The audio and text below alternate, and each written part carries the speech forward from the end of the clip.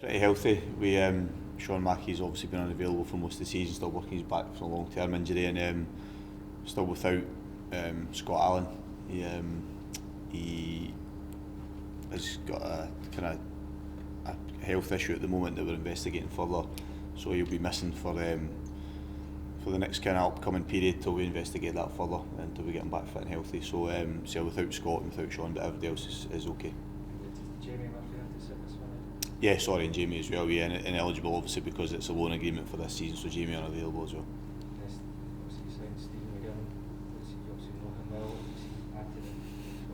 He gives us leadership on the pitch in that area off the pitch. We have it in the defensive part of the game, quite obviously with some of the players that we have within the squad, but we're relatively young in that area of the pitch, and so what Stephen has is proven quality and experience, and he's a really good influence on the training pitch as well. So he'll play a part for us on pitch this season, in terms of being able to bring him in and being able to do it as part of what our structure is. Then it's good for me. It's not a difficult one to do in terms of bringing it to the club, but it's one I think that will benefit us in lots of different ways. So delighted to have him here. I know he's excited by it as well. So he's a good player. That's the thing that you can't forget. He is a really good player that's enjoyed a good career, and I think players have responded to him positively. He's been in here for a while now. He's been in since pre-season, so it's a well-deserved reward for him being good enough to obviously to earn a contract here as well. I expect him to continue his off-field role as well when he started off. No, I mean he's just any unstripped player for me has fulfilled that role. So Stephen Whittaker did it last year.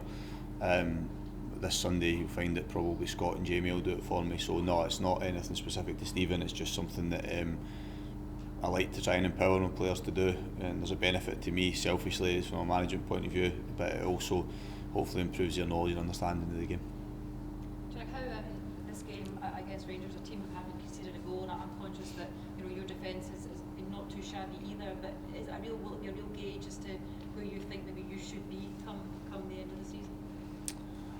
I don't think it wouldn't define our season either way, whether it's a positive or negative result, but we've set lofty ambitions and challenges to the players from pre-season and before the start of the season, and they're going about the right way, meeting them, and they're hungry to do so.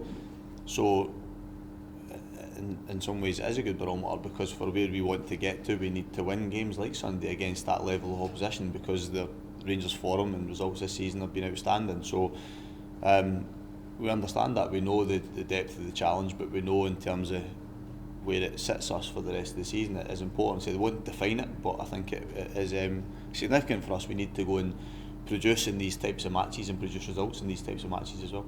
How do you go about breaking down a defence that's so resilient as their defence seems to be this season?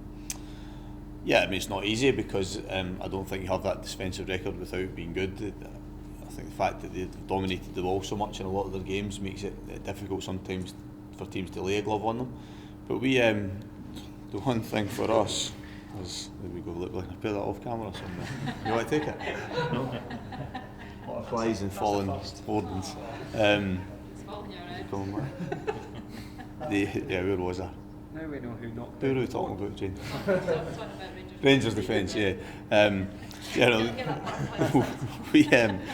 We've the fact is we've carried an attacking threat this season, and we've played in a manner that's allowed us to have that. We believe that we've got players that are a threat in forward areas, so it's finding the balance. But that's the same in every game, finding the balance between making sure that you're secure without the ball, but posing that threat. So we've had to find a different way of doing that, as you always do with the opposition, and we've worked hard at it this week. I think the players are excited about the possibility of it, and look, we would hope and believe that they have to concede goals at some point, and we have to believe that will be Sunday.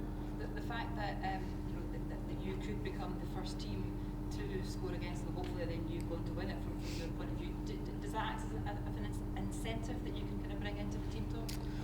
I think it'd be a byproduct of us winning the game. I think that we just want to win the game, and that's our ambition to do so. The fact that to win it we would have to be the first team to score against them this season, we said would just be an additional benefit, if you like. It's a strange situation that way that we could do that, but the bigger picture would be that would mean we'll have a good chance of winning the game, so or taking something from the game. So it's just about winning it. You know, for us, if it means only scoring one, great. If it means scoring more than one to do it, then fantastic as well. So we don't, very respectful of the challenge we'll face on Sunday, but I have a squad that I think have earned the right to go into the game full of belief and confidence. Boyle and Neil scored last week. Does that give you, obviously going up against tough Rangers defence, give you confidence that you've got goals in midfield as well as up front? Yeah, I felt that from the beginning of the season when we pieced together the squad, that we had strikers. We bring in Kevin in to complement Christian, that we had strikers that would score. Martin's proven he can score from that end of the pitch. Scott, who won't be available, has done that as well. So I think that we need to make sure we continue to add to that. Jamie, unfortunately, won't be available again, was the reason we brought him in. But Joe's one that we're actively encouraging. I think he spoke about it post-match, that we're doing a lot of work with him to make sure he's in areas of the pitch where he can score, because he's more than capable of doing so. And so the work that goes on behind the scenes a lot of the time is making sure that you have as many players on the pitch that can contribute. Even if it's only 5 or 6 goals a season, that can be vital. You know, if Joe can get to that number, for example, then that can be the difference between, you know, 1 or 2 places in the league or cup success or not. Jack, how do you approach a game like this? Is it about getting the best out of your attacking players or limiting Rangers? No, I think irrespective of the opposition, there's a balance between the two all the time.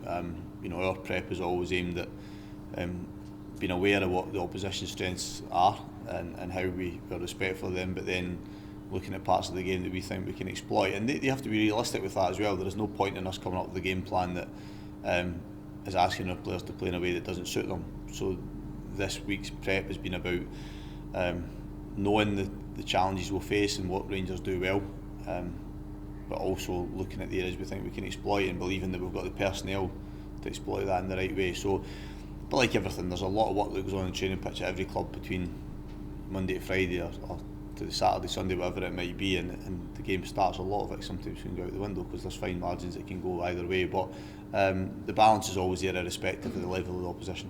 Do you expect them? Do you expect yourselves to have an advantage with them playing so late last night away from home? No, I mean, I think that I think ideally they would like a clear week. We've had a clear week, but I know they were able to rotate their squad last night, rotate it even during the match, and I think even if Stevens alluded to in terms of the level of the opposition and the level they had to play it to win the game, would mean that I don't think they've exerted themselves too much. So no, I've not really paid too much attention to last night, to be fair, either way, both in terms of every aspect of it, team, the way in which they played. I think our attention has been paid much more to the league games, because I think that's what will be more relevant come Sunday. You've got Celtic coming up as well next week. How important is it to still be within touching distance after these 2 games? Yeah, I think we what we've done in the first 6 games is give ourselves a brilliant platform, and then we break the season down into 6 game segments, and the start of the next one has been brilliant for us as well. So because of that, we've put ourselves in a position that we know if we just continue to accumulate points consistently, come the end of the 12 games, if you like, we'll be in a good place. So we've not identified the fact that these 2 games will yield us very little, and the other games after will give us more. We're looking at a cumulative total over the 6 games, and there's no reason why we can't achieve some of that total over these next 2 matches. They're the toughest games you'll have in the division, that goes without saying, and everybody would agree with that. But as I mentioned earlier, for us to get to where we want to go as a club, we need to start winning these types of games again. Jack, can I ask a wee bit more about Scott Allen? How concerning is it? And are you kind of prepared that you might be without him for a considerable length of time? No, I mean, I think as I alluded to earlier, it's a health issue that's a private and confidential matter for him. So if and when we have more understanding of it, then I'd be prepared to comment on it fully. But for the moment, it just rules him out for Sunday, and for the next or for the immediate games coming afterwards, and then we'll look at it from there. Jack, on the subject of health, Edinburgh Rugby have had a positive coronavirus test after 4 of their players went out to a party. Do you think football gets a harder time for these kind of things, breaches, than other sports? Yes. That's it, one word answer. There's that part of mine.